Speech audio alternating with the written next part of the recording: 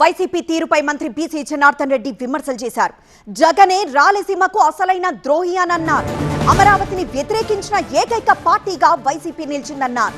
రాష్ట్రంలో పెట్టుబడులైనా ప్రాజెక్టులైనా చంద్రబాబు ఘనతేనన్నారు మంత్రి జనార్దన్ రెడ్డి.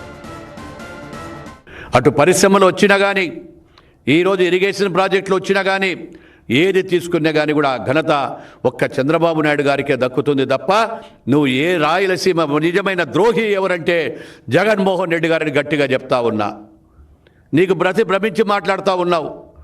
ఎక్కడ చూసినా కానీ కూడా ఆ రోజుల్లో సైకో మాదిరిగా మాట్లాడితే ప్రజలందరూ కూడా ఈ సైకో మాకు వద్దు, ఈ సైకోతో మేము విడిపించుకోవాలని చెప్పి ప్రజలందరూ కూడా, రాయలసీమ ప్రజలందరూ కూడా తీర్పిచ్చి నిన్ను కేవలం 6-7 సీట్లకు పరిమితం చేయడం జరిగింది. ఈరోజు మళ్ళీ చెప్తా ఉన్నావు ఏదైనా దేశ రాజధాని గురించి.